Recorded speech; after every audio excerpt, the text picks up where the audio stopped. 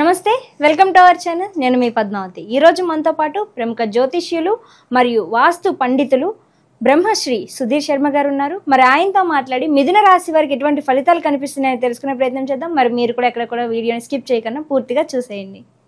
నమస్కారం గురుగారు. శ్రీమాత్రే నమః. శ్రీ గురుభ్యో నమః.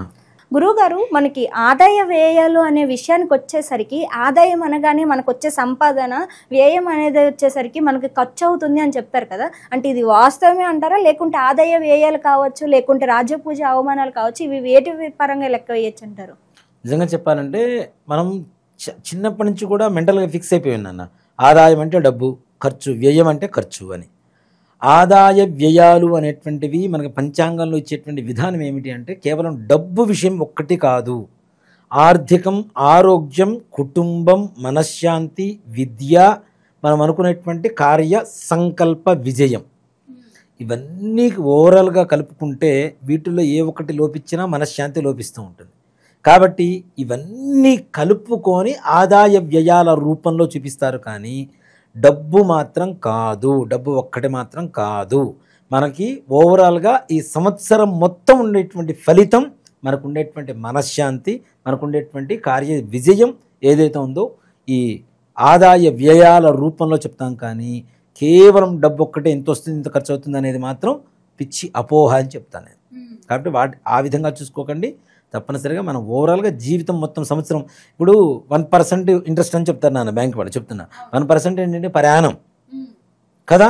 అట్లానే ఆదాయ వ్యయాలు కూడా మన పంచాంగంలో చెప్పుకునేవన్నీ కూడాను సంవత్సరం మొత్తానికి పనికొచ్చేట్టుగా మనకు ఉండేటువంటి మనశ్శాంతినే ఆదాయ వ్యయాలుగా చూసుకోవాలని చెప్తాను.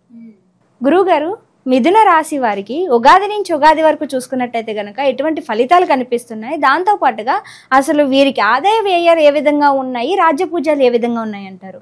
తప్పనిసరిగా నాన్న, ఈ సంవత్సరం ఎక్కువగా చాలామంది కూడాను చాలా రాసులు బాగున్నాయి నాన్న. వాటిల్లో 1-2 రాసులు అసలు బాగలేదు, ఇంకో 1-2 రాసులు మధ్యస్థంగా ఉన్నాయి. కానీ మిగిలిన అన్ని రాసుల వారికి ఉన్నత స్థానంగా చెప్పుకోవచ్చు, ఉన్నత కాలంగా చెప్పుకోవచ్చు. అలాగే మిథున రాశి వారి విషయానికి వస్తే వీళ్ళకి ఆదాయం 14, ఖర్చు 2, రాజ్యపూజ్యం 4, అవమానం 2.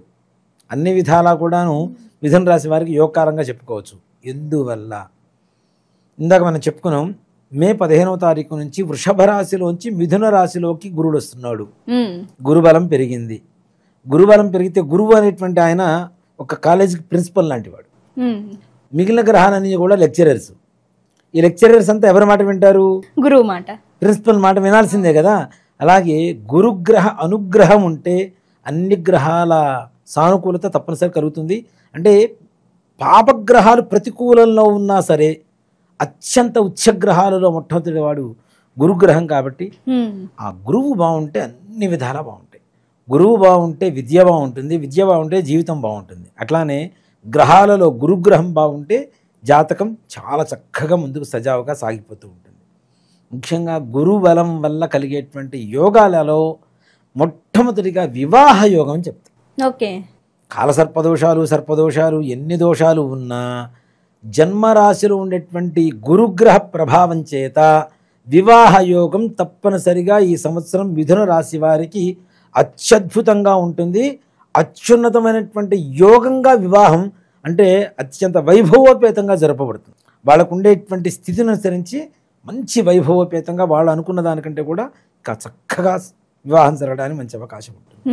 అలాగే సంతానం గురించి ఆలోచించేటువంటి వారికి కూడా చక్కటి, ఒక్క మాటలో చెప్తానన్నా, పుత్ర సంతానం కలిగేటువంటి వాళ్ళలో ఈ సంవత్సరం మిథున రాశి వారు ఎక్కువగా ఉంటారు. అంటే మిథున రాశిలో ఉన్న వారందరికీ ఎక్కువగా అబ్బాయిలు పుట్టేటువంటి అవకాశం, వంశోద్ధారకుడు కావాలి అనుకునేటువంటి ప్రతి ఒక్కరి కళ తీరబోయేటువంటి మిథున రాశి వారి ఫలితం ఎలా ఉంది ఈ సంవత్సరంలో అంటే తప్పనిసరిగా మీ వంశం ఉద్ధరించేటువంటి మగపిల్లవాడు తప్పనిసరిగా పుడతాడు. అంటే అందరికి అబ్బాయిలే పుడతారని కాదు, ఎక్కువ శాతం పుట్టడానికి అవకాశం ఉంది. అమ్మాయిలు పుట్టినా కూడా అదృష్టమే అని చెప్తారు. ఎందుకంటే మరలా దీనికి ఒక కామెంట్ పెడతారు, అమ్మాయిలు పుడితే తప్ప గురువు గారు. ఇదే విషయంలో చిరంజీవి గారు కూడా కథంలో కొన్ని చాలా మంది. కాబట్టి ఒకటే చెప్తానన్నా, ఒకటే మాట చెప్తాను, యోగం ఉంటే అబ్బాయిలు పుడతారు, ఎన్నో జన్మల సుకృతి ఉంటే అమ్మాయిలు పుడతారని చెప్తా. అమ్మాయి ఇంట్లో పుట్టాలి అంటే అదృష్టం ఉండాలి. అబద్ధాలు ఆడితేనే అమ్మాయి పుడుతుంది అనుకుంటే నాకు చిన్నప్పటి నుంచి 100 అబద్ధాలు చెప్పాము, నాకు అమ్మాయిలు పుట్ల, అదే వచ్చిన బాధ. కాబట్టి ఎన్నో అబద్ధాలు చెప్పాను, కనీసం అమ్మాయి పుడితే బాగుండేది అనిపించేది. కాబట్టి దాంట్లో ఇదేం లేదు, వంశోద్ధారకుడు కూడా కావాలి కాబట్టి తప్పనిసరిగా పుత్ర సంతాన యోగం కలగడానికి అవకాశం కలుగుతుంది నాన్న ఎక్కువగా. అలాగే ఈ సంవత్సరం మనకి మార్చి ఎండింగ్ నుంచి మనకి మైకులు మోత వినపడుతూ ఉంటుంది. దాదాపు స్కూల్స్ ఓపెన్ అయ్యేంత వరకు 1వ ర్యాంకు, 2వ ర్యాంకు, 3వ ర్యాంక్ అని. అలానే ఇలాంటి ర్యాంకులు సంపాదించేటువంటి విద్యార్థులు కూడా మిథున రాశిలోనే ఉండబోతున్నారు అనేది మాత్రం తప్పనిసరి. అంత యోగ కాలం. గురుడే వాళ్ళ రాశిలో ఉంటే ఇంకేం కావాలి నాన్న విద్యకి కదా. అట్లాంటి ర్యాంక్స్ సంపాదించేటువంటి పిల్లలు కూడా తప్పనిసరిగా మిథున రాశిలో ఉన్న పిల్లలకి తప్పనిసరిగా మంచి యోగం కలుగుతుంది. అది ఏ విద్య అయినా కానివ్వండి, చిన్నపిల్లల దగ్గర నుంచి పెద్దవాళ్ళ వరకు, పీజీ వరకు, కేజీ నుంచి పీజీ వరకు చదువుకునేటువంటి ప్రతి పిల్లలకు కూడా విద్యాభ్యాసం అనేటువంటిది ఈ సంవత్సరం చాలా చక్కగా ఉంటుంది. అలాగే పిల్లలు ముఖ్యంగా కొంచెం వయసు వచ్చిన తర్వాత దుర్వ్యసనాలకి, దుస్నేహాలకి అలవాటు పడుతూ ఇంట్లో తల్లిదండ్రులు కూడా లెక్క చేయనటువంటి పిల్లలు కూడా ఈ సంవత్సరం గురుగ్రహ అనుగ్రహంతో మిథున రాశి పిల్లలు కూడా చక్కగా దుర్వ్యసనాలు, దుస్నేహాలు వదిలిపెట్టి ఇంట్లో తల్లిదండ్రుల మాట వింటూ ప్రేమగా కుటుంబంలో కలిసిపోతూ మంచి విద్యావంతులుగా, అంతేకాకుండా పిల్లల వల్ల తల్లిదండ్రులకు పేరు తెచ్చిపెట్టేంత యోగదాయకమైనటువంటి పరిస్థితిలో మిథున రాశిలో ఉండేటువంటి పిల్లలు ఉంటారు. ఇప్పుడు చాలామంది కూడాను మా అబ్బాయిని చూస్తే పలానా సుధీర్ శర్మ గారు అబ్బాయి అంటారు కదా. అలా కాకుండా వీళ్ళ నాన్న సుధీర్ శర్మ గారు అంటే ఇంకా ఆనందంగా ఉంటుంది కదా. అలాంటి పరిస్థితి ఈ సంవత్సరం మిథున రాశిలో ఉండేటువంటి పిల్లల ద్వారా తల్లిదండ్రులకు వస్తుంది. అంత యోగదాయకంగా మారబోతున్నారు. అలాగే ముఖ్యంగా ఈ యొక్క గురుగ్రహ ప్రభావం చేత చేసేటువంటి వ్యాపారం కావచ్చు, వృత్తి కావచ్చు, విశేషమైనటువంటి ధనయోగం కలగబోతుంది. ఎలాంటి వ్యాపారమైనా, ఎలాంటి వృత్తిపరమైనటువంటి ఉద్యోగాలైనా ఏవైనా సరే ఉన్నతంగా ఉండేటువంటి ఆర్థిక పరంగా రుణబాధలు తొలగిపోయి ఇచ్చినటువంటి అప్పులు కూడా తిరిగి మరలా వారికి చేరడం, తద్వారా ఆనందంగా ఉండడం, అంతేకాకుండా చేస్తున్నటువంటి వృత్తి వ్యాపారాల్లో మంచి ఉన్నతమైనటువంటి ఆర్థిక లాభాలు తెచ్చిపెట్టడం అనేది జరుగుతూ ఉంటుంది. అంతేకాకుండా అధికారుల మన్నలను పొందుతూ ఉంటారు ముఖ్యంగా ఈ యొక్క రాశివారు.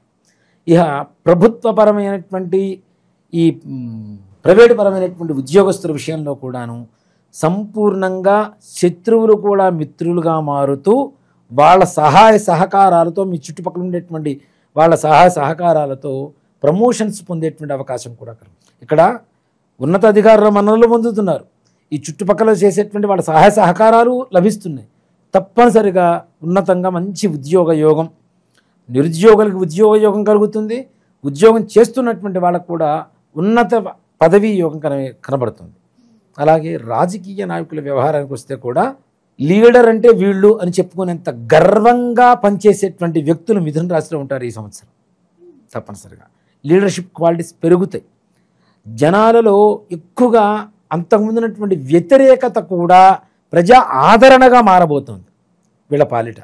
తద్వారా ఉన్నత అధికారుల దృష్టి వీళ్ళ మీద పట్టడం, వీళ్ళకి మంచి ఉద్యోగం అంటే పదవీ యోగం కలగడం అనేటువంటిది కూడా తప్పనిసరిగా కలుగుతుంది. రైతుల విషయానికి వస్తే రైతులకు కూడా అత్యున్నతమైనటువంటి ధనయోగం కలుగుతుంది. తప్పనిసరిగా మంచి లాభాలు వస్తాయి, మంచి పంటలు పండుతాయి. పండేటువంటి పంటలు కూడా మనం పంచాంగ శ్రవణంలో చెప్తున్నాం.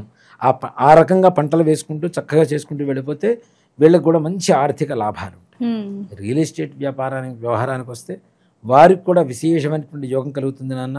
అంతకుముందు ఎన్నో రోజుల నుంచి డబ్బులు తీసుకొచ్చి ఇన్వెస్ట్ చేసాం, మాకు లాభాలు రావటం లేదు, నష్టాల్లో ఉన్నామని చెప్పి బాధపడేటువంటి వాళ్ళందరూ కూడాను లాభాల బాటలో పయించడానికి ప్రారంభం అవుతుంది. వీళ్ళకి విశ్వావసనామ సంవత్సరం అనేటువంటిది చక్కగా చెప్పుకోవచ్చు.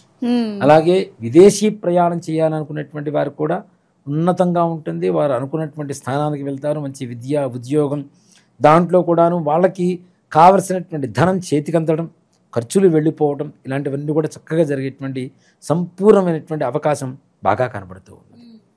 కానీ గురూజీ ఎంత చూసినప్పటికీ కూడా గోచార ఫలితాలు ఈ విధంగా ఉన్నాయి, కానీ వ్యక్తిగతంగా చూసుకుంటే గనక కొద్దిగా లోటుపాట్లు అనేవి కనిపిస్తాయి. కాబట్టి మరి వీరంతా కూడా ఎటువంటి పరిహారాలు పాటించడం వల్ల ఈ సంవత్సరం అంతా కూడా మీరు ఏవైతే లాభాలు చెప్పారో వాటన్నిటిని సఫలం చేసుకోగలుగుతారు? దత్తాత్రేయ స్వామి వారి గురు చరిత్ర పారాయణ ఉంటుంది. చక్కగా పారాయణ చేసుకున్నా, విన్నా, లేదు కనీసం ప్రతి గురువారం దత్తాత్రేయ స్వామి వారి దేవాలయానికో రాఘవేంద్ర స్వామి వారి దేవాలయానికో వెళ్ళి దర్శనం చేసుకున్న సంపూర్ణమైనటువంటి యోగం కలుగుతుంది వీరికి. అంటే ఉండేటువంటి దోషాలు, చిన్న చిన్న దోషాలు ఏమైనా ఉన్నా, మీరు చెప్పినట్టుగా వ్యక్తిగతమైనటువంటి జాతకాల్లో ఏమైనా దోషాలు ఉన్నా, ఈ గోచారాన్ని అనుసరించి చెప్తున్నాం కాబట్టి దాంట్లో ఈ గురుదేవతలను ఎవరైతే ఆరాధన చేస్తారో వారికి సంపూర్ణమైనటువంటి యోగకాలంగా చెప్పుకోవచ్చు. చాలా చక్కగా వివరించారు గురుగారు. ప్రతి ఒక్కరికి ఉపయోగపడే ఒక రెమెడీని అయితే చాలా చక్కగా వివరించారు. ధన్యవాదాలు. శ్రీమాత్రే నమః. శ్రీ గురుభ్యో నమః.